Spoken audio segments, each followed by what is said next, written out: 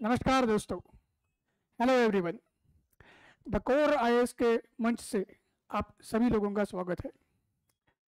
दोस्तों, main examination अभी जल्दी आ ही रहा है and from the platform of the Core IAS we are bringing you a very interesting series as a part of GS paper 1। Main examination के लिए, general studies paper 1 के लिए हम एक बहुत ही दिलचस्प सीरीज आपके सामने ला रहे हैं and that is associated with the personalities of the modern India.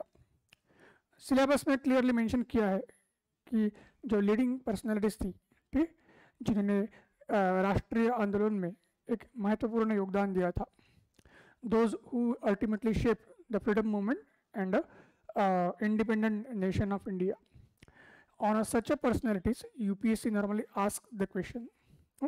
UPSC ऐसे जो पर्सनालिटीज है, ऐसे जो व्यक्तित्व है, इनके बारे में क्वेश्चंस पूछती है और ख़ास करके इनमें से बहुत सारे पर्सनालिटीज ऐसे भी हैं कि जिनके बारे में बहुत सारे डिबेट्स हमें पब्लिक आयाम में मिलते रहते हैं।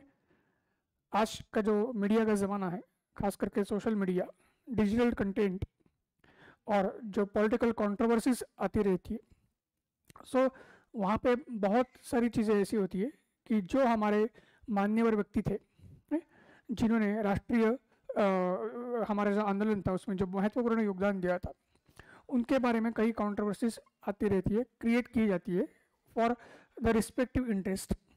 बट द कोर आईएएस के माध्यम से हमारा यह प्रयास है और रहेगा कि जितने निष्पक्ष तरीके से हम सारे UPSC aspirants, not only UPSC aspirants or state PCS aspirants, but the people as a whole, society as a whole, हम जितने निष्पक्ष तरीके से ऐसे महान जो व्यक्ति है या व्यक्तिमत्व है, जिन्होंने भारत की आज़ादी में योगदान दिया, नए भारत के निर्माण में अपनी भूमिका निभाई, और सिर्फ जो हमारे आधुनिक भारत के व्यक्तिमत्व है ऐसा भी नहीं, इवन प्राचीन भारत के कुछ व्यक्तिमत्व है या मध्ययुगीन भारत के कुछ व्यक्तिमत्व है, जिन लोगों ने एक नए राष्ट्र के निर्माण में अपने अपने समय में अपनी भूमिका निभाई और इस एक महान राष्ट्र की जो धरोहर है 5000 साल की, उसको जीवित रखा है। उसको जो पीढ़ियाँ आती गई और हमारी यह जो पीढ़ियाँ है या आने वाली पीढ़ियाँ है,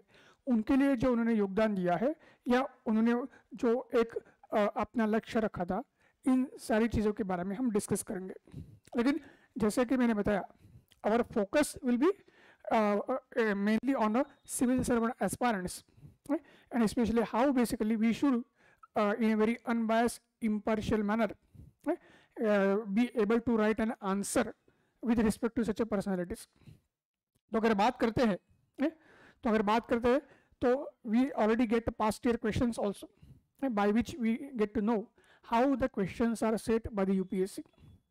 So today we are going to discuss about the two of the most charming, interesting and the magnanimous personalities in the form of Mahatma Gandhi ji and Subhash Chandra Bose.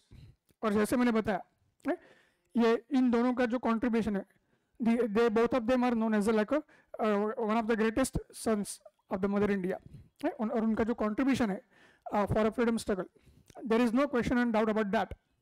But still there are so many controversies in a public domain. एक public आयाम में बहुत सारी controversies उनके बारे में आपको दिखेगी, और हमें इन controversies से बाहर आके as a aspiring civil servant एक न्यूट्रल व्यू लेना है, एक बैलेंस व्यू लेना है। वो कैसे लेना है, वो कैसे डेवलप करना है, इसके ऊपर हमें ध्यान देना है। और दूसरी बात यह है, सिर्फ और सिर्फ जीएस पेपर 1 के संदर्भ में नहीं, बल्कि even GS paper 2 social justice, ठीक है, आपका जीएस पेपर 4 एथिक्स, ऐसे and for a personality test, ये सारी चीज़ें बहुत ज़्यादा इंपॉर्टेंट है। क्योंकि जब आप किसी दो व्यक्ति को कंपेयर करोगे, दो महान व्यक्तियों को, महान व्यक्तिमत्व को, और उनको एक निष्पक्ष और न्यूट्रल तरीके से या बैलेंस तरीके से देखोगे, उनके बारे में लिख पाओगे, तो वैसे ही आपकी विचारधारा बनती जाएगी, और वो विचारधारा आपको पर्सनैलिटी टेस्ट या साक्षात्कार में बहुत ज़्यादा काम में आएगी।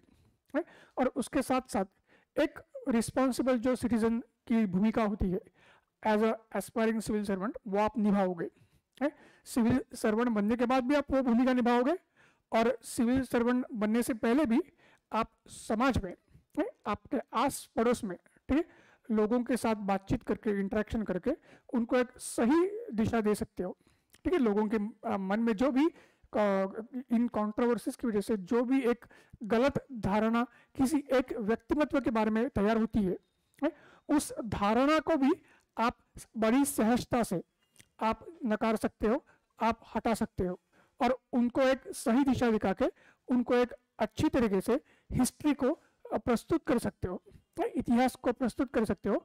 तो ये भी एक लोगों को शिक्षित करने का या सही तरीके से शिक्षित करने का एक माध्यम है।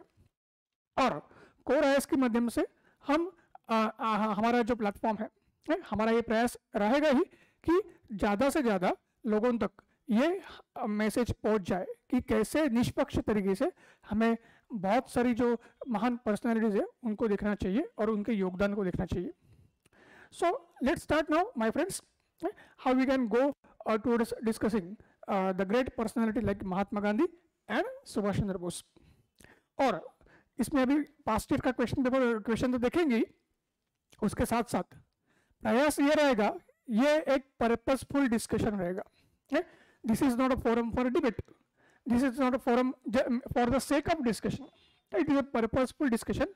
एंड इसमें आपको भी सोचना है, एक जैसे जैसे हम बिंदुओं को डिस्कस करेंगे तो आपको भी सोचना है कि किस तरीके से जो भी कुछ डिसीजन लिए गए थे किसी एक पर्सनैलिटी द्वारा, तो वो क्यों लिए गए होंगे, वो किस हद तक सही थे, कहाँ और कुछ अच्छा हो सकता था।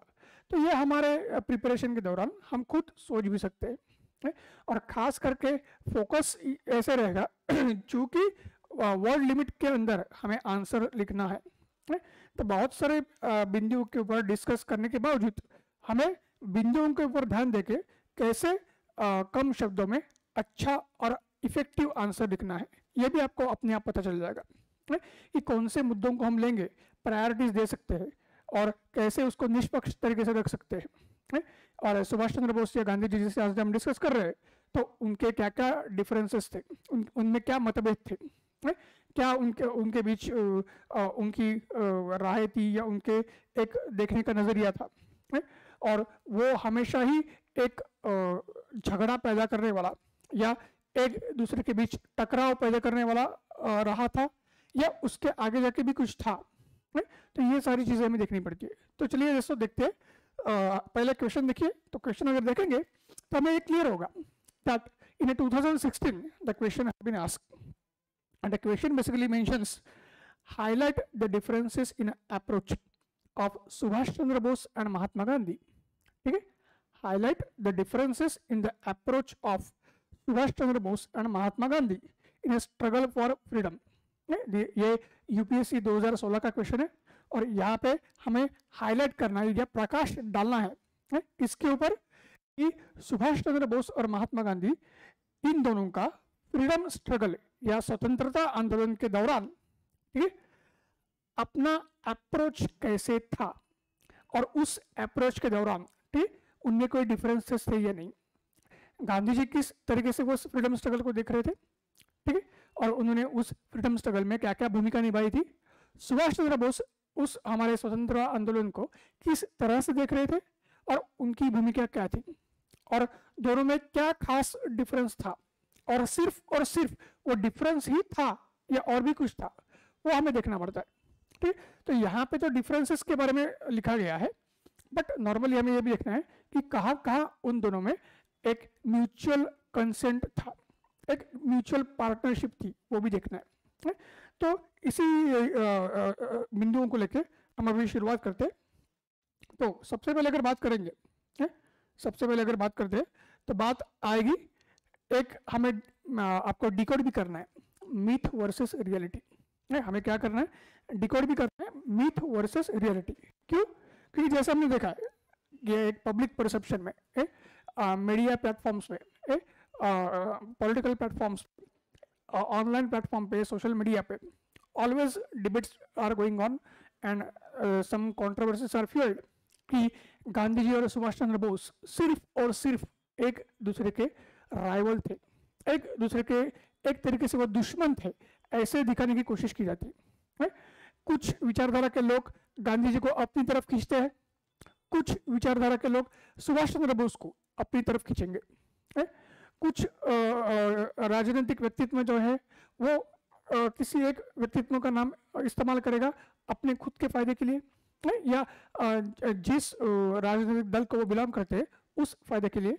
और इस सारी चीज़ों में क्या होता है, जो महान व्यक्ति है उनके तो व्यक्तित्व का हनन होता ही है, ठीक, और उन्होंने स्वतंत्रता के लिए जो कुछ भी योगदान दिया, जिसका कोई मूल्य नहीं है, वो अमूल्य है, उसका भी एक अवमान होता है। पर साथ साथ होता क्या है, जो आज की पीढ़ियां है या आने वाली पीढ़ियां है, उनके मन में भी एक गलत धारणा निर्माण होती है, वो भी किसी एक व्यक्तित्व को किसी एक तरीके से ही देखना शुरू करते हैं, क्योंकि वो प्रभाव पड़ जाता है। तो इसलिए ये जरूरी है कि हमें ये देखना है जो भी मिथ्स थे ये क्रिएट किए गए हैं कि गांधी जी और सुभाष चंद्र बोस एक दूसरे को पसंद नहीं करते थे, हमेशा उन दोनों में एक दुश्मनी थी, क्या सच में वैसा था? वही हमें देखना है, ठीक।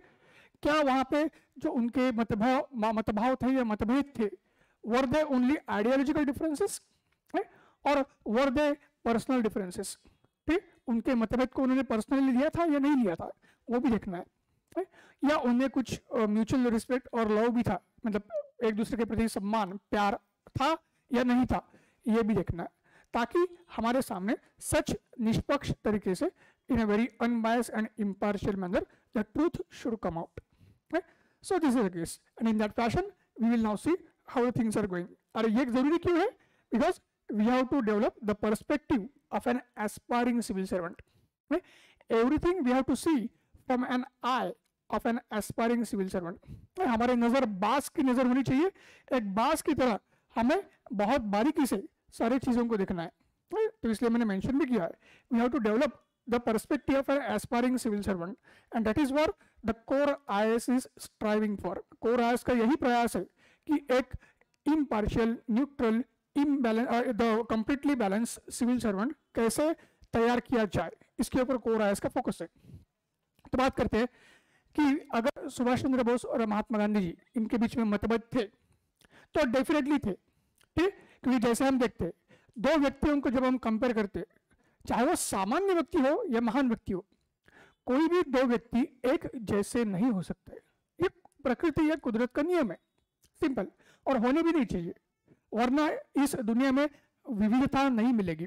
If the two persons are same or each and every person is same, then there will not be any diversity in the humanity. There will not be any differences and a kind of multi-dimensional things which we are able to visit, okay? Or which are visible to us, that will not be visible. So it is a basic rule of the nature that there has to be diversity, there has to be differences among the people. So similarly, there were differences between the Subhash Chandra Bose and Mahatma Gandhi. So what was the first point of divergence? जो difference था उसमें पहला क्या था? अगर उनकी विचारधारा की बात करते या आइडियोलॉजी की बात करते तो हमें दिखेगा, everyone knows that Mahatma Gandhi, he was a champion of non-violence, and Subhash Chandra Bose, he was a champion, we cannot say champion as such, but Subhash Chandra Bose violence के रास्ता या हिंसा का रास्ता अपना के वो अपना उद्देश्य जो है पूरा करना चाहते थे, और उनका दोनों का उद्देश्य एक ही था कि भारत को आज़ादी दिलवाना है। बट गांधी जी पूर्ण था नॉन वायलेंस के रास्ते से या अहिंसा के रास्ते से जाना चाहते थे, और सुभाष चंद्र बोस आप हाथ में शस्त्र लेके हिंसा का रास्ता अपनाना पसंद करते थे, या उनके लिए वो सही रास्ता लगता था, ठीक। वैयक्तिक रूप से वो सुभाष चंद्र बोस को भी हिंसा पसंद नहीं करते थे, ये भी चीज़ ध्यान में रखिए। जब हम देखते तो एकदम से हम ब्लैक एंड व्हाइट भी देखना शुरू कर देते, हाँ गांधी जी मतलब नॉन वायलेंस, सुभाष चंद्र बोस मतलब वायलेंस, तो ऐसा नहीं कि सुभाष चंद्र बोस ने हिंसा का रास्ता अपनाया था, ठीक, तो वो रास्ता कंप्लीटली हिंसक ही था और उनको खुद से हिंसा पसंद थी, बिल्कुल नहीं। चाणक्य ने भी एक बार बोला था कि अहिंसा का रास्ता ही हिंसा से जाता है, अहिंसा का रास्ता ही हिंसा से जाता है, ठीक। तो ये चाणक्य का भी कहना था, बट कहने का मतलब क्या है कि दोनों के रास्ते अलग थे लेकिन उनका उद्देश्य एक ही था। और दूसरी बात यहाँ पे देखनी है, जैसे ही देखते हैं कि महात्मा गांधी उनका जो उद्देश्य था नॉन वायलेंस या अहिंसा, अहिंसा के रास्ते से हमें राष्ट्रवादी आंदोलन को आगे लेना है। और सिर्फ राष्ट्रवादी आंदोलन नहीं, उनका अहिंसा तो एक क्या बोल सकते हैं, जीवन के सारे जो आयाम है उन सारे आयामों में वो अहिंसा चाहते थे। बट फिर भी एटलीस्ट 3 ऐसे हमारे पास उदाहरण है, we have at least 3 occasions where Mahatma Gandhi had also supported indirectly, if not directly, indirectly, the path of violence. And of course, these were the circumstances which were valid, whereby anyone, not only Mahatma Gandhi, anyone would support the violence. Okay? So what was the case? If you see the first instance, okay? If you see the first instance that first world war के समय, first world war के समय जब आपके Indian soldiers को recruit किया जाता था, जब ब्रिटिश इंडियन सोल्जर्स को फर्स्ट वर्ल्ड वॉर में फाइट करने के लिए रिक्रूट कर रहे थे, तो उस चीज को महात्मा गांधी ने विरोध नहीं किया था। महात्मा गांधी ने उस चीज में यह रिक्रूटमेंट का विरोध नहीं किया था। हालांकि वो अहिंसा के पुजारी है, बट फिर भी उन्होंने उस समय में भारतीय सैनिकों को जो रिक्रूट किया जाता था, तो उन्होंने उसका अपोज नहीं किया था या उसको उन्होंने विरोध नहीं किया था। ये पहला ओकेजन था। दूसरा ओकेजन सबको पता है, क्विट इंडिया मूवमेंट के समय सारे गांधी जी के राष्ट्रवादी आंदोलन अहिंसा के रास्ते पे चले हैं, लेकिन क्विट इंडिया मूवमेंट या जो हमारा भारत छोड़ो आंदोलन था उसमें तो गांधी जी अरेस्ट हो चुके थे। हमें ये भी पता है quit India movement is known as a people's movement, और उस समय गांधी जी जेल में थे, फिर भी उन्होंने लोगों की भावनाओं का सम्मान करते हुए और उस समय जो परिस्थितियां थी उसको ध्यान में रखते हुए उन्होंने जब हिंसा हो रही थी उस हिंसा का विरोध नहीं किया था। यह भी ध्यान में रखना है। और तीसरी बात अगर देखते हैं, आजादी के बाद जब पाकिस्तान ने पहली बार भारत के ऊपर आक्रमण किया 1947-48, उस समय गांधी जी ने नेहरू जी को बोला था कि आप एयरफोर्स का इस्तेमाल करो, आप एयरफोर्स का इस्तेमाल करो, ठीक है, क्योंकि भारत के सुरक्षा के लिए, भारत की संप्रभुता के लिए, ठीक, हमारी जो डिफेंस है और जो हमारी वायुसेना है उसका एक अभिन्न अंग है, उसका इस्तेमाल आपको करना ही चाहिए, ये गांधी जी ने कहा था। तो सरकमस्टेंसेस, यह परिस्थितियां भी मायने रखती थी कि गांधी जी ने किस तरीके से अपना पक्ष रखा था। इसलिए ये नहीं देखना कि गांधी जी अहिंसा के पुजारी माने जाते हैं, इसका मतलब हर समय उन्होंने अहिंसा का ही रास्ता लिया था। ठीक, ऑलमोस्ट सभी चीज़ों में उन्होंने अहिंसा का रास्ता लिया था, लेकिन जहाँ अहिंसा पॉसिबल नहीं थी, जहाँ पे नॉन वायलेंस के रास्ते से काम नहीं चलने वाला था, तो उन्होंने क्लियरली एटलीस्ट जैसे 3 ओकेजन मैंने बताया, उन्होंने बताया था कि आप हिंसा के लिए जा सकते हो। ये चीज़ ध्यान में रखनी चाहिए। और दूसरी बात यह है, दूसरी बात यह भी हमें ध्यान में रखनी है, सुभाष चंद्र बोस की अगर बात करेंगे, वो अंग्रेजों के खिलाफ हिंसा करके स्वतंत्रता चाहते थे, बट स्वतंत्रता मिलने के बाद वो भी शांतिपूर्ण तरीके से डेमोक्रेटिक वे में, ठीक है, वो देश का विकास चाहते थे और पीस, लॉ एंड ऑर्डर, इनके बारे में उनका भी अपने विचार थे। तो मतलब वो ही शांति ही चाहते थे, अहिंसा ही चाहते थे एक बार भारत को आज़ादी मिलने के बाद। तो ये भी चीज़ ध्यान में रखनी है। आगे आने के बाद अगर उनकी और विचारधारा की बात करते हैं, ठीक, तो गांधी जी बेसिकली हमेशा हमें पता है गांधीयन सोशलिज्म या गांधी जी का अपना एक समाजवाद का जो एक ये था, नजरिया था, वो एक गांधीयन सोशलिज्म या गांधी जी का समाजवाद के दौर पे बहुत ही प्रसिद्ध है।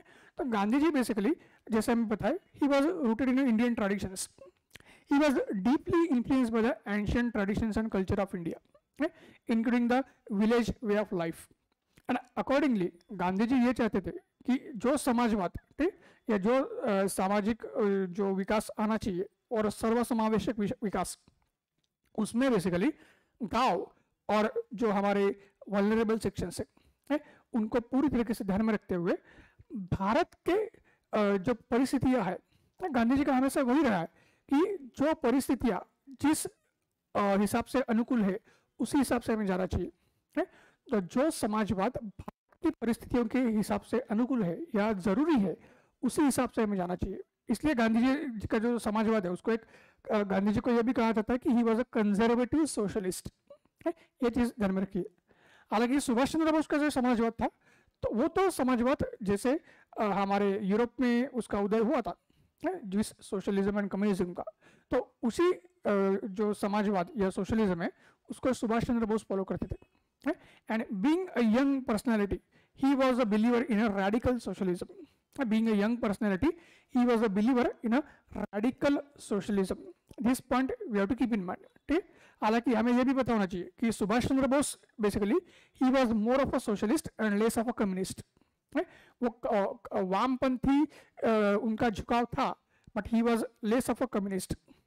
वो कम्युनिज्म के प्रति बहुत कम जाते थे और समाजवाद के प्रति उनका झुकाव ज़्यादा था। ठीक, ये पॉइंट बहुत ज़्यादा जरूरी है। उसके बाद हमारा जो राष्ट्रवादी आंदोलन है उसको देखते हुए दोनों का अप्रोच है या दोनों ने किस तरह से राष्ट्रवादी आंदोलन को दिशा दिखाई थी, ये अगर देखना है तो पता चलेगा। गांधी जी का सिंपल है, गांधी जी ने हमेशा ही ग्रासरूट्स से लेके राष्ट्रीय स्तर पर सोचा था। Gandhi ji basically as a part of bottom up approach. Gandhi ji का अप्रोच क्या है? Gandhi ji approach is like a bottom up approach. From basically we can say the people who lie at the bottom of the pyramid, people who are basically lying at the bottom of the pyramid, basically Gandhiji will go towards the formation of nation building at a national level। फिर Gandhi ji basically जाएंगे nation building की तरफ at a national level.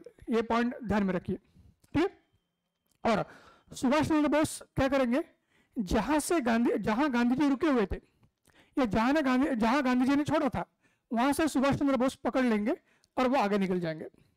So if the Gandhi ji basically came up to national level, then Subhash Chandra Bose ही basically took the Indian national movement from national level to international level. ठीक, फिर सुभाष चंद्र बोस ने क्या किया? गांधी जी ने जहां नेशनल लेवल पे या राष्ट्रीय स्तर पर राष्ट्रवादी आंदोलन को लाके रखा था और उसको एक सक्षम तरीके से रखा था, तो वहां से उन्होंने फिर राष्ट्रीय स्तर से हमारे भारत की आजादी की जो लड़ाई थी उसको अंतरराष्ट्रीय स्तर पर, इंटरनेशनल लेवल पर वो लेके गए थे। और इसीलिए हमें क्या दिखता है कि गांधी अब राष्ट्रवादी आंदोलन का जो उनका ये था लड़ा था या राष्ट्रवादी आंदोलन के दौरान जो उन्होंने संघर्ष किया था, गांधी ने कभी ये नहीं चाहा था किसी बाहरी ताकत या शक्ति का हम सहाय ले। गांधी जी ने कभी ये नहीं चाहा था कि किसी बाहरी ताकत या शक्ति की हम मदद ले ले या सहाय ले ले। बट सुभाष चंद्र बोस खास करके द्वितीय महायुद्ध के समय में वो चाहते थे, जैसे गांधी जी परिस्थितियों के अनुकूल जाते थे वैसे सुभाष चंद्र बोस भी परिस्थितियों को बहुत अच्छे से समझते थे। And Subhash Chandra Bose also wanted that we should take the advantage of the difficulties which the Britain is facing during the Second World War। अरे हमें सबको पता है कि दूसरे महायुद्ध के दौरान पहले 3 साल जर्मनी बहुत ज़्यादा हावी था। 1942 के बाद धीरे धीरे परिस्थितियाँ चेंज होने लगी और जैसे ही अमेरिका आ गया पर्ल हार्बर इंसिडेंस के बाद, फिर जाके जो मित्र पक्ष थे मतलब ब्रिटेन, फ्रांस और आपके रशिया वगैरह, इनको फिर अच्छी तरीके से अमेरिका का सपोर्ट मिला और जर्मनी और जापान और आपकी इटली धीरे धीरे पीछे हटने लगे। ये बात ध्यान में रखनी है। तो इसलिए सुभाष चंद्र बोस चाहते थे कि हमें भारत की आज़ादी की लड़ाई में एक अंतर्राष्ट्रीय स्तर पर लेकर जा रहा हो और दूसरे महायुद्ध के जो परिस्थितियाँ है उसको देख के हमें जर्मनी और इटली जैसे जो देश है या जापान जैसे जो देश है उनका हमें सहाय लेना चाहिए, उनकी हमें मदद लेनी चाहिए। उनकी अपनी विचारधारा कुछ भी हो, चाहे वो फासिस्ट हो, नाजी हो, ठीक है, या जापान का अपना एक इंपीरियलिज्म हो, ठीक है, तो इन चीज़ों में हमें जाने की ज़रूरत नहीं है। हमें उनका कैसे हम एक तरीके से उनके साथ क्या बोल सकते हैं हम उसको कि ज़रूरत के हिसाब से एक पार्टनरशिप करके हम अपनी आज़ादी कैसे ले सकते हैं, इसके ऊपर सुभाष चंद्र बोस का फोकस था। तो ये ध्यान में रखना है। फिर उसके बाद गांधी जी का जो दृष्टिकोण था या अप्रोच था राष्ट्रवादी आंदोलन की तरफ, वो कैसे था कि Gandhi ji he will not go for a complete independence immediately. Gandhi ji क्या करते थे? He will go for struggle, संघर्ष करेंगे। देन संघर्ष को विराम देंगे। संघर्ष को विराम देने के बाद फिर कुछ दिनों बाद वो संघर्ष के लिए जाएंगे, जिसको फेमसली हम स्ट्रगल ट्रूस स्ट्रगल कहते हैं। फेमसली उसको हम क्या कहते हैं, struggle truce struggle. But Subhash Chandra Bose क्या है, उनका अप्रोच एकदम आक्रामक था, एग्रेसिव था, रिवॉल्यूशनरी था। वो रुकने वाले में से नहीं थे। एक ही झटका ऐसा देना है, ठीक, जैसे हमारे वीरेंद्र सहवाग खेलते हैं, बैटिंग को जब आएंगे तो सिचुएशन कौन सी भी हो, ठीक, और चाहे वो टेस्ट मैच हो, वनडे हो या T20 हो, उनका अपना खेलने का तरीका एक जैसा ही था। वो एक जैसे ही खेलेंगे किसी भी पिच के ऊपर, किसी भी बॉलिंग अटैक के अगेंस्ट या कोई भी सिचुएशन हो। वो 100 पे एक भी विकेट ना गई हो या आपके 20 रन पे 5 विकेट हो, वीरेंद्र सहवाग वैसे ही खेलेंगे जैसे वो खेलते हैं। वैसे ही सुभाष चंद्र बोस का था। बट गांधी जी सिचुएशन के हिसाब से जा रहे थे। तो जब आपकी परिस्थितियां अनुकूल है तो वो पूरे जोर से जाएंगे, जैसे असहयोग आंदोलन, ठीक। उसके बाद असहयोग आंदोलन के बाद फिर वो विराम देते थे, और उस विराम को फिर से वो अगला जो आंदोलन है उसकी तैयारी में लोगों को कैसे लगाना है, लोगों को कैसे अपने पैरों पे खड़ा करना है, लोगों के विकास के लिए, या जैसे मैंने बताया ग्रास रूट्स है, तो वल्नरेबल सेक्शंस का विकास कैसे करना है, उनको गांधीयन जो विचारधारा है और गांधी जी के जो टेक्निक्स थे, तौर तरीके थे आंदोलन और संघर्ष करने के, उसके लिए कैसे तैयार करना है, इसके ऊपर गांधी जी ज़्यादा फोकस करते थे। और फिर परिस्थितियां अनुकूल होने के बाद फिर से गांधी जी एक बड़ी ताकत के साथ अंग्रेज सरकार के ऊपर टूट पड़ेंगे, जैसे सिविल डिसोबीडियंस या सविनय का जो आंदोलन था कायदे भंग का, उसमें हमने देखा है। तो ये दोनों का तरीका अलग था, लेकिन दोनों का उद्देश्य एक ही था, और उसका जो अंतिम जो ये है क्या बोल सकते हैं हम उसको, जो नतीजा था वो भी एक ही, कि भारत की आज़ादी आ ही गई थी। फिर जो हमारा स्वराज है उसके तरफ उनके आयाम क्या थे, उसके तरफ देखने का उनका नजरिया क्या था। तो अगर देखते हैं तो गांधी जी चाहते थे कि स्वराज हमारे फेजेस में आ जाए, एक एक करके एक हम दौर पार करके हम स्वराज को हासिल करेंगे। तो असहयोग आंदोलन के समय गांधी जी का स्वराज लोकमान्य तिलक का जो सेल्फ रूल था, ठीक है, या होम रूल, उसकी तरफ ज्यादा झुका हुआ था। हालांकि वर्ड स्वराज था, लेकिन फिर भी वो सेल्फ रूल या होम रूल की तरफ ज्यादा झुका हुआ था। फिर असहयोग आंदोलन आते आते या उससे पहले गांधी जी, जैसे ही नेहरू रिपोर्ट में डोमिनियन स्टेटस की बात आ गई, तो गांधी जी का भी स्वराज का जो आयाम था वो डोमिनियन स्टेटस के तरफ चला गया था, ठीक। और बहुत हद तक गांधी जी खुद डोमिनियन स्टेटस के ही पक्ष में थे। बाद में पूर्ण स्वराज आ गया, कांग्रेस ने पूर्ण स्वराज का रेजोल्यूशन पास कर दिया, और फिर उस पूर्ण स्वराज के प्रति गांधी जी इतने क्या बोल सकते हैं कि उनका झुकाव नहीं था, या उसके लिए वो इतना तैयार नहीं थे। फिर भी उन्होंने जो यंग लीडरशिप थी, जैसे जवाहरलाल नेहरू और सुभाष चंद्र बोस, जिन्होंने ये पूर्ण स्वराज का जो रिजोल्यूशन था उसको लाया था, तो गांधी जी ने पूर्ण स्वराज को सपोर्ट किया था। बट आगे अगर देखते हैं, जैसे क्रिप्स मिशन आया था, तो क्रिप्स मिशन को रिजेक्ट किया गया था। क्यों? क्योंकि पूर्ण स्वराज कांग्रेस ने पास किया था रिजोल्यूशन में, और क्रिप्स मिशन ने डोमिनियन स्टेटस दे दिया।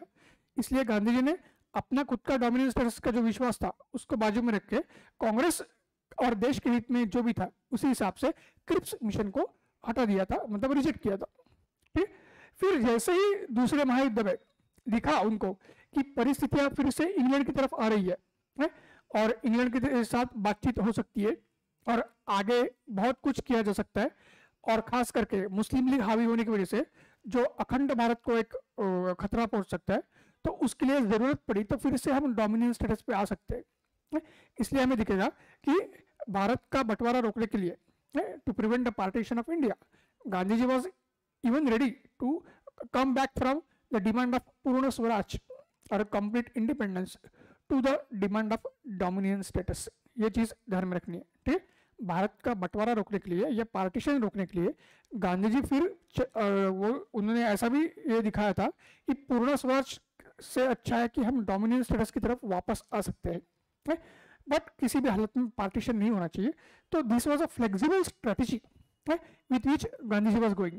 तो गांधी जी का अप्रोच एक लीनियर नहीं था कि सेल्फ रूल से डोमिनेंस स्टेटस और डोमिनेंस स्टेटस से जाके पूर्ण स्वराज, ऐसा लीनियर अप्रोच किया था। वो पूर्ण स्वराज से भी वापस भी आने के लिए रेडी थे परिस्थिति या स्थितियों के अनुकूल। लेकिन Subhash Chandra Bose complete independence, there was no compromise, there was no concept of self rule, and he will not look towards the dominant status at all. For Subhash Chandra Bose, the independence was a complete independence, without any compromise, and that was an unconditional independence. It was not a mere transfer of power. Subhash Chandra Bose के लिए आज़ादी मतलब सिर्फ transfer of power नहीं था, ठीक, उनके लिए वो complete independence without any conditions on the part of British, ये क्लियरली उन्होंने बोल दिया था और उसी के लिए वो लड़ रहे थे। फिर आगे जाके स्वराज की अगर बात करते हैं तो गांधी जी का हम क्या देखते हैं, गांधी जी के लिए स्वराज का मतलब था सिर्फ राजनीतिक स्वातंत्र नहीं है, Swaraj not a political independence only, it definitely went beyond political. क्योंकि हमने देखा गांधी जी का स्वराज का कंसेप्ट बहुत ही बहुआयामी था, it was a multi dimensional concept, ठीक। Swaraj was a economic Swaraj also, it was a Swaraj which will protect the very ancient Indian culture and identity. It was a spiritual Swaraj also. Gandhi ji का स्वराज तो spiritual भी था, moral भी था, ठीक, character building, personality building का वो स्वराज था। एंड सबसे बड़ी बात क्या है, टिल द पॉइंट और till the time weakest of the weakest person, he or she doesn't feel that he is completely free, both through mind and with the body, वो स्वराज नहीं आ सकता है। एकदम कमजोर से कमजोर जो वर्ग है या व्यक्ति है, उसको जब तक नहीं लगता है कि मैं मेरे बॉडी और माइंड से कंप्लीटली फ्री हूँ, आजाद हूँ तन या मन से, ठीक है, तब तक वो स्वराज नहीं आता है, ये गांधी जी का कहना था। इसलिए वो स्वराज उनका राजनीतिक स्वराज से आगे जाके बहुत कुछ था। सुभाष चंद्र बोस जैसे हमें पता है उनका स्वराज राजनीतिक था, his concept of Swaraj was a political, and after that political independence he will focus upon the socio-economic development, women empowerment, education, scientific development and so on, तो ये उनका अपना विजन था। फिर ये जो आपके देखने का नजरिया होता है कि आपकी जो विचारधारा है वो कैसी बनती है, जिन जिन लोगों के आप संपर्क में आते हो, जिनसे आप प्रभावित होते हो, उसकी वजह से ये सारा कुछ होता है। तो Gandhi ji basically he got influenced by the moderate leaders like Gopal Krishna Gokhale, moderate leaders like Gopal Krishna Gokhale। और हमें ये पता ही है कि गांधी जी used to consider Gopal Krishna Gokhale as his political guru। Gandhi ji Gopal Krishna Gokhale को अपना राजनीतिक गुरु मानते थे। फिर Gandhi ji was also influenced by Rabindranath Tagore, Gandhi ji was also influence by Rabindranath Tagore.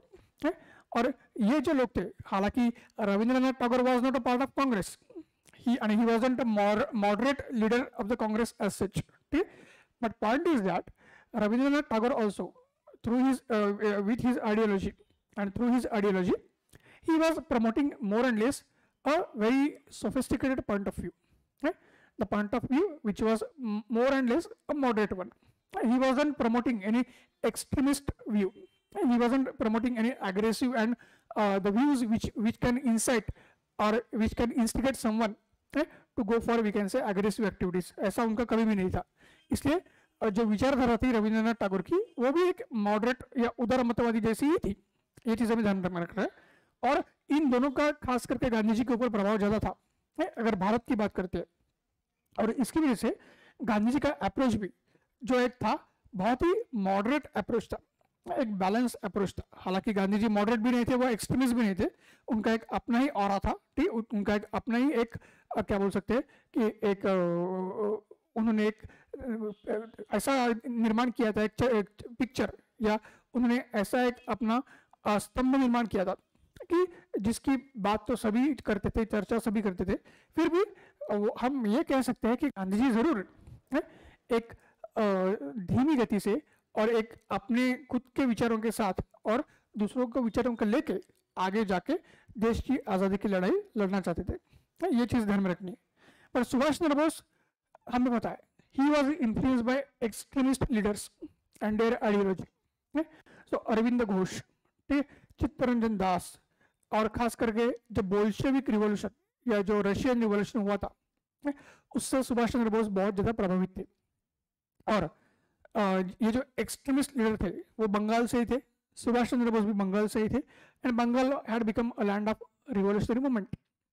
तो जाहिर सी बात थी एक्सट्रीमिस्ट आइडियाज और जो रिवॉल्यूशनरी थॉट्स है उनका प्रभाव होने की वजह से उन्होंने जो मार्ग चुना था वो मार्ग था आपका रिवॉल्यूशन का, क्रांतिकारी मार्ग को उन्होंने चुना था, ना कि एक आपका शांतिवादी मार्ग। ये चीज हमें ध्यान में रखनी है, ठीक है।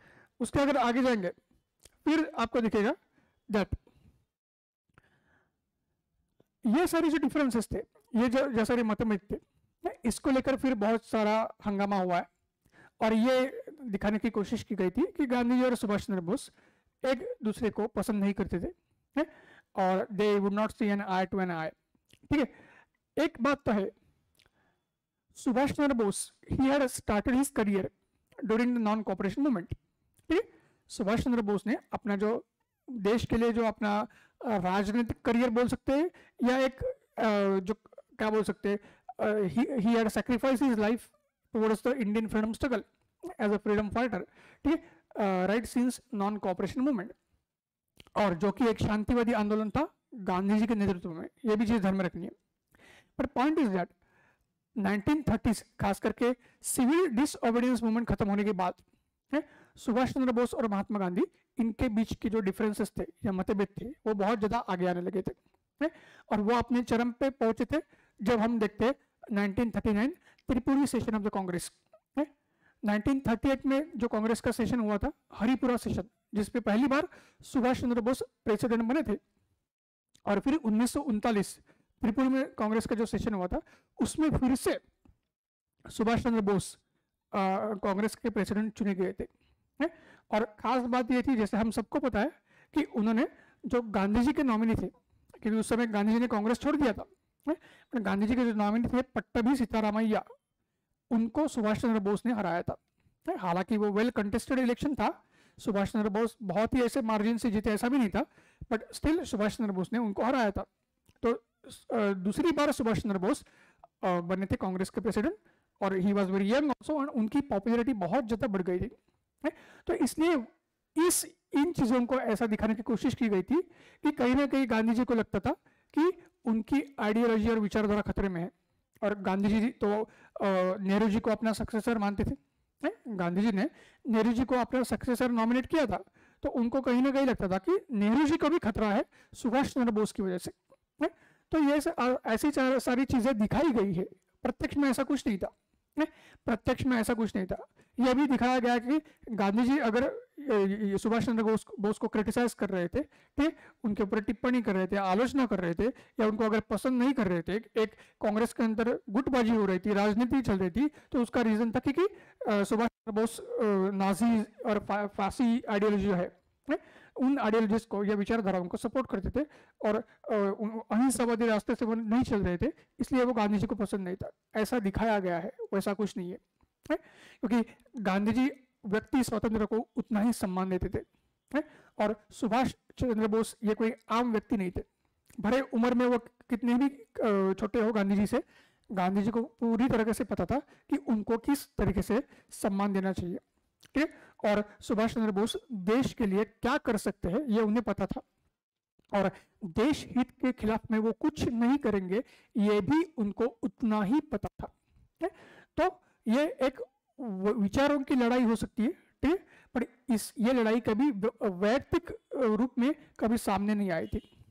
कोशिश की गई है कंट्रोवर्सीज करने की, लेकिन ऐसा कभी भी नहीं था, क्योंकि गांधी जी कभी भी नहीं चाहते थे कि जो व्यक्ति अपना सब कुछ छोड़ के, क्योंकि सुभाष चंद्र बोस के बारे में सबको पता है कि वो ICS के लिए सिलेक्ट हुए थे, 4th रैंक आया था, तो सबसे सिक्योर और प्रेस्टिजियस करियर दुनिया का उनके हाथ में था, फिर भी उसको लात मार के उन्होंने सीधा राष्ट्रवादी आंदोलन में खुद को झोंक दिया था। तो ऐसे आदमी को गांधी जी वैयक्तिक लेवल पे जाके उनके साथ घिनौनी राजनीति करेंगे? क्या लगता है आपको? आप खुद इस बारे में सोच सकते हैं, ठीक है। और मुझे पूरा यकीन है कि आप खुद भी एक निष्पक्ष नजरिए से देख के एक निष्पक्ष निष्कर्ष के ऊपर आ ही जाएंगे, और एग्जाम में वैसा ही चाहिए। को ऐसी घिनौनी राजनीति हो ही नहीं सकती सुभाष चंद्र बोस के खिलाफ गांधी जी की तरफ से, है। ये तो अननेसेसरी कंट्रोवर्सीज क्रिएट की है और इससे ही हमें बाहर आना है। इन सारे पर्दों को चीर के हमें सामने का रास्ता दिखना है। एक ऐसे आजादी में दोनों ने अपना एक अमूल्य योगदान दिया था और राष्ट्रहित में कभी भी कॉम्प्रोमाइज नहीं किया था। ये तो राइटिंग ऑन द वॉल है और इसी हिसाब से फिर देखना है कि ये जो सारे दिखाया गया है, ठीक, एक दूसरे के प्रति द्वेष भाव और सब कुछ है, इसके परे जाके हमें दिखेगा कि दोनों एक दूसरे को कितना रिस्पेक्ट करते थे है? और कई चीजें ऐसी थी कि जिसके दोनों एक दूसरे से सम्मिलित थे है? दोनों एक दूसरे के विचारों को सम्मान करते थे और एक्सेप्ट भी करते थे।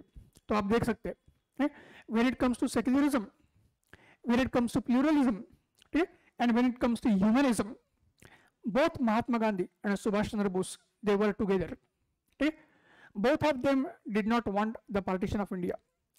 गांधी जी को भी बंटवारा नहीं चाहिए था, सुभाष चंद्र बोस को भी बंटवारा नहीं चाहिए था। दोनों को एक अखंड भारत चाहिए था, ठीक, ऐसा भारत जहाँ पे सारा समाज के सारे जो वर्ग है, ठीक, सारे धर्म के लोग, जाति के लोग, ठीक, और सारी विविधता के लोग एक साथ शांतिपूर्ण तरीके से रहे, ठीक, ये चीज ध्यान में रखनी चाहिए। और उनका जो सेक्युलरिज्म था या ह्यूमनिज्म था, मानवतावाद है, या उनका जो प्लूरलिज्म था है, ये सारा सिर्फ विचारधारा के रूप में नहीं था। उन चीजों को वो अपने आजीवन में और रोजमर्रा की जिंदगी में वो अपनाते थे, लोगों के सामने उसका एग्जाम्पल रखते थे। खास करके गांधी जी को प्रैक्टिकल आइडियलिस्ट माना जाता था, क्योंकि गांधी जी के ऊपर भी आलोचना होती है कि उनका राम राज्य का जो कंसेप्ट था वो यूटोपियन था। बहुत बार Gandhi ji is called as a naive, he is called as a dreamy person, ठीक है, ऐसा कुछ नहीं है। Gandhi ji was a practical idealist. जिन चीज़ों को हम आइडियल मानते हैं या ऐसी चीज़ें सिर्फ सपनों में हो सकती है ऐसा जब हम सोचते, उन चीज़ों को गांधी जी खुद करते थे और फिर करने के बाद after walking the path he will talk, he will not go for a walk the talk, he will not go for a talk the walk, he will go for a walk the talk। पहले वो करेंगे फिर बोलेंगे, ये चीज हमें ध्यान में रखनी है। इसलिए जो भी वो लोग विचारधारा में लाते थे वो अपनाते भी थे, लोगों के सामने उदाहरण प्रस्तुत करते थे, इसलिए वो एक सफल नेता बन चुके थे, चाहे वो महात्मा गांधी हो या सुभाष चंद्र बोस हो। ठीक है, उसके बाद सुभाष चंद्र बोस ने, जैसे मैंने बताया, उनका रास्ता उन्होंने आपका क्रांतिकारी रास्ते को अपनाया था, हिंसा को रास्ते को अपनाया था, मगर सुभाष चंद्र बोस ने हमेशा ही गांधी जी के जो मास मूवमेंट्स थे या लोकवादी आंदोलन था उसको हमेशा सपोर्ट किया था। खास करके गांधी जी का जो स्किल था और अप्रोच था to integrate the masses very easily, और गांधी जी का जो अप्रोच वुमन के प्रति था, because Gandhi ji was a person who most successfully integrated women into national movement and also in a normal public life। तो उस जो अप्रोच था या उनका वो तरीका था उसको सुभाष चंद्र बोस खास करके पसंद करते थे। और मैंने अभी थोड़ी देर पहले बताया, I just told few minutes back that Subhash Chandra Bose himself started his career in a non-cooperation movement. This point we have to keep in mind, and he had followed the Gandhian principles, especially the principle of non-violence। ये भी उतना ही सही है। तो ये हमें दिखेगा कि गांधी जी और सुभाष चंद्र बोस में सही सम्मेलन भी था, ठीक है, बहुत सारे मुद्दों के ऊपर वो एक दूसरे से सम्मत होते थे, ये चीज ध्यान में रखनी है। फिर सुभाष चंद्र बोस ने गांधी जी के बारे में क्या कहा था? Gandhi ji greatest of the nationalist, Gandhi ji is a greatest of the nationalist, ये सुभाष चंद्र बोस ने महात्मा गांधी के प्रति कहा था। और 1944 में when Subhash Chandra Bose was marching towards northeast India with his Indian National Army और आजाद हिंद फौज, जब आजाद हिंद फौज के साथ सुभाष चंद्र बोस आ रहे थे तब उन्होंने गांधी जी को राष्ट्रपिता का किताब दिया था या दर्जा दिया था, because Gandhi ji is known as a father of nation, and that too fondly, but that is only because of the Subhash Chandra Bose. और ये बात भी उतनी ही सही है कि सुभाष चंद्र बोस के अलावा और कोई ऐसा था ही नहीं कि जो गांधी जी को एक ऐसा ऊंचा किताब दे सके। Subhash Chandra Bose was a right person to give this title to Mahatma Gandhi, that is राष्ट्रपिता। और फिर गांधी जी भी बोस के बारे में क्या कहते थे? एक बहुत ही दिलचस्प किस्सा है। जब दूसरा महायुद्ध चल रहा था, हिटलर अपनी चरम पे था, इंग्लैंड की हालत बहुत खराब थी, और आपको पता है फ्रांस ने तो 2 दिन में घुटने टेक दिए थे डंकर्क में, ठीक। फ्रांस ने 2 दिन में डंकर्क में घुटने टेक दिए थे। उसी डंकर्क से ब्रिटेन बहुत ही एक मिरेकलस तरीके से बच चुका था, जिसको रिट्रीट ऑफ डंकर्क कहा जाता है, ठीक। और जो हम वर्ल्ड हिस्ट्री में पढ़ते हैं, और विंस्टन चर्चिल जो ब्रिटेन के पंतप्रधान थे या प्राइम मिनिस्टर थे, ठीक, उनकी वजह से बेसिकली ब्रिटेन बहुत ही अच्छे से उस खराब स्थिति से बाहर आया था। लेकिन कहने का मुद्दा क्या था कि जर्मनी अपने चरम पे था। उस समय एक ब्रिटिश पत्रकार ने, at that time a British journalist had asked Mahatma Gandhi what he thinks about Subhash Chandra Bose, कि आप सुभाष चंद्र बोस के बारे में क्या सोचते हो, तो he was expecting a kind of criticism against Subhash Chandra Bose, because अंग्रेजों की तो आदत थी डिवाइड एंड रूल करने की, अंग्रेजों की भी आदत थी डिवाइड एंड रूल करने की, तो वो मौका नहीं छोड़ेंगे। तो वो एक्सपेक्ट कर रहे थे कि गांधी जी को क्रिटिसाइज करेंगे सुभाष चंद्र बोस को, खास करके उन्होंने जो आजाद हिंद फौज तैयार की थी, ठीक है, और वो जर्मनी जापान की मदद ले रहे थे, तो कुछ ना कुछ टिप्पणी गांधी जी करेंगे ऐसा उनको लगा था। गांधी जी ने ऐसा कुछ नहीं किया। गांधी जी ने क्लियरली बोल दिया सुभाष चंद्र बोस, और गांधी जी उनको प्यार से सुभाष कहते थे, क्योंकि वो एक पिता और पुत्र की एक रिलेशन था। वो गांधी जी एक पिता समान थे, सुभाष चंद्र बोस बहुत ही यंग थे, पुत्र की तरह थे वो, और वो मानते भी थे।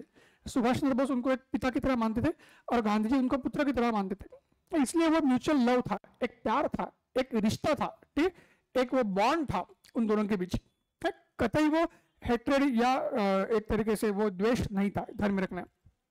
तो गांधी जी ने कहा था कि Subhash is a patriot of the patriots, Subhash is a patriot of the patriots, ठीक, जितने भी पैट्रियट्स है देश में उनसे भी ऊपर जाके सुभाष है, ऐसा गांधी जी ही कह सकते हैं, ठीक, और ऐसा सिर्फ और सिर्फ कहने का हक गांधी जी को ही सबसे ज्यादा है, ये भी हमें मानना पड़ेगा। तो ये भी चीज ध्यान में रखनी है, ठीक। So this point also we have to keep in mind with respect to, we can say, the ideologies and the mutual respect and the love and the praise and appreciation which these two personalities had. एक दूसरे के प्रति जो प्रशंसा थी वो सिर्फ दिखाने वाली प्रशंसा नहीं थी, वो दिल से आने वाली असल की प्रशंसा थी। From the core of their heart they used to praise each other. और फिर गांधी जी ने भी सुभाष चंद्र बोस को नेताजी का खिताब दिया, क्योंकि आज जब भी हम सुभाष चंद्र बोस को नेताजी ही कहते हैं, तो वो महात्मा गांधी ने उनको खिताब दिया था कि बोस ने उनको राष्ट्रपिता कहा, इन्होंने सुभाष चंद्र बोस को नेताजी का खिताब दिया था। और फिर आगे जाके ये भी हमें ध्यान में रखना है कि सुभाष चंद्र बोस ने जब आजाद हिंद फौज का गठन किया था, उसको वो लीड कर रहे थे या उसका नेतृत्व कर रहे थे, उस समय भी हमें ध्यान में रखना है, हमेशा वो गांधी जी को इवोक करते थे। इवोक मतलब हमेशा वो गांधी जी का नाम लेते थे, सारी मीटिंग्स में, ठीक। जब आजाद हिंद फौज तैयार हो रहा था उस समय भी, और फौज तैयार होने के बाद भी, फौज को एक मोटिवेट करने के लिए वो महात्मा गांधी का नाम लेते थे। फौज को उन्होंने कहा था कि आप गांधी जी के नाम पे आप आजादी की लड़ाई लड़ो। हालांकि गांधी जी अहिंसा के पुजारी है, ठीक, हम हिंसा के रास्ते से जा रहे हैं, लेकिन गांधी जी के बिना और उनके आशीर्वाद के बिना, ब्लेसिंग्स के बिना कुछ नहीं होता है। And that's why he used to seek his blessings from Mahatma Gandhi during the march of iron. ये भी एक महत्वपूर्ण पहलू है और बहुत कम लोगों को ये पता होता है, लेकिन हमें पता होना चाहिए। और सिर्फ हमें पता नहीं होना चाहिए और सिर्फ एग्जाम में नहीं लिखना है, वो ये संदेश आप फैलाते जाओ, ये संदेश को आप बाहर समाज में फैलाते जाओ, ताकि एक सही तरीके से लोगों के बीच इतिहास को हम प्रस्तुत कर सकते हैं और इतिहास से बहुत कुछ हम सीख सकते हैं। फिर आखिर में देखना है, ठीक, आखिर में देखना है कि जैसे मैंने बताया गांधी जी ने हमेशा ही बोस का जो पैट्रियटिज्म था, उनके आजादी की जो लड़ाई उन्होंने देश के बाहर से लड़ी थी, इसको हमेशा सपोर्ट किया था, उसको प्रशंसा की थी। ये भी चीज ध्यान में रखना है। खास करके सुभाष चंद्र बोस ने इंडियन नेशनल आर्मी के माध्यम से एक सामाजिक और सांस्कृतिक एकता निर्माण करने का जो प्रयास किया था। Subhash Chandra Bose had tried to build a socio cultural unity from the platform or with the platform of Indian National Army, or within that Indian National Army, Subhash Chandra Bose had introduced the practices like you have to live together irrespective of your class, caste, language, religion and so on, and you have to dine together again irrespective of your caste, class, ठीक है, religion, language, region, ethnicity, race and so on, that was tremendously appreciated by Mahatma Gandhi. इसकी गांधी जी ने हमेशा ही सराहना की थी।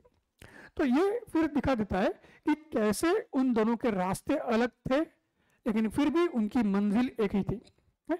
ये जरूर था कि for Gandhi ji as a part of end versus means debate, for Gandhi ji means were more important, कि जिस रास्ते को आप अपनाते हो वो ज्यादा जरूरी है ना कि अंतिम पड़ाव, क्योंकि आपका रास्ता गलत होगा तो जो आपका अंतिम पड़ाव है वो भी गलत तरीके से जाएगा, या जो आपका अंतिम लक्ष्य है या उद्देश्य है वो भी गलत हो सकता है।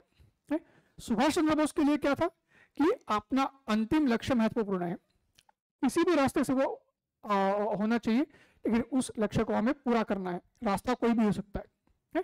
तो ये उन दोनों का अपना सोचने का तरीका था, लेकिन इन सारे अलग अलग सोच के बावजूद हमें दिखता है कि बहुत सारे ऐसे चीजें थी कि दोनों ही समान रूप से एग्री करते थे। सो ये एक म्यूचुअल पार्टनरशिप थी, एक म्यूचुअल कोऑपरेशन था, ठीक, और एक दूसरे के प्रति एक सम्मान था, प्यार था, और पिता और पुत्र की ये भूमिका थी। तो दोस्तों मुझे लगता है और मुझे पूरा विश्वास है कि आज का पूरा जो हमारा पर्पसफुल डिस्कशन है वो देखने के बाद बहुत सारी चीजें आपको क्लियर हो गई होगी। और एग्जाम में जब हमें प्रश्न आएगा, जैसे 2016 में पूछा गया है, तो उस प्रश्न का उत्तर हमें किस तरीके से लिखना पड़ेगा, किस तरीके से हमें बिंदुओं को सामने रख के लिखना है, क्योंकि एग्जाम में वर्ड लिमिट है तो हमें पैराग्राफ फॉर्म में नहीं लिखना है, हमें जो लिखना है वो सिर्फ बिंदुओं के आधार पर ही लिखना है। लेकिन उन बिंदुओं को कैसे हमें ऑर्गेनाइज करके लिखना है, कैसे बिंदुओं को प्रायोरिटी देनी है, और खास करके अगर क्वेश्चन पूछा गया होगा क्रिटिकली एनालाइज या क्रिटिकली एग्जामिन, ठीक, टिप्पणी दर्शक आपको ये करना है, उस प्रश्न को एनालिसिस करना है या उसको परीक्षण करना है उसका, तो हमें क्या करना है, फिर हमें प्रोज एंड कॉन्स दोनों लिखने पड़ते हैं कि उनके बीच में मतभेद थे वो कैसे थे, और मतभेद के साथ साथ वो उन दोनों में कहाँ दोनों सम्मिलित थे या दोनों से सम्मति आती रहती थी, और दोनों ने कैसे अपने उद्देश्य को पूर्ण किया था वो लिखना है, और एक बैलेंस व्यू में हमें आंसर प्रेजेंट करना है, ठीक है। तो इस तरीके से हम इस सीरीज में डिस्कशंस कंटिन्यू रखेंगे। ये तो हमारा सीरीज का पहला ही आज का भाग था, और जिसमें महात्मा गांधी और सुभाष चंद्र बोस के बारे में हमने बहुत अच्छी तरीके से बहुआयामी तरीके से डिस्कस किया है, और मुझे पूरा विश्वास है कि ये आपको बहुत ही एग्जाम में काम आएगा। आपका वैल्यूएबल फीडबैक आप शेयर करते रहिए, कोर आईएएस को आप लाइक करिए, शेयर करिए, सब्सक्राइब करिए, और सिर्फ लाइक, शेयर और सब्सक्राइब से आगे जाके हमारा उद्देश्य मैंने बात क्लियर किया है कि एक निष्पक्ष एक जो हमारा व्यू है या हमारा एक मत है वो सबके सामने रखना है, चाहे वो सिविल सर्वेंट एस्पिरेंट्स हो या उसके जाके पूरी सोसाइटी या समाज हो, ताकि समाज में एक अच्छा मैसेज चला जाए और हम हिस्ट्री से बहुत कुछ सीख के एक नए भारत का निर्माण 21वीं सदी में करें। यही हमारी ये है, हमारा लक्ष्य है, यही हमारी अपेक्षा है, and I am sure that all of you will basically be a part of this journey throughout our continuous discussions. So on this note, I will like to sign off for now. Once again, in the next part of the series or next episode of this series, I will come with one more personality. That means the two personalities which can be compared again in a similar fashion, or on the count in which they can be compared. And again, we will try to bring a very neutral and unbiased view. Till then, thank you very much. Have a nice day. See you again.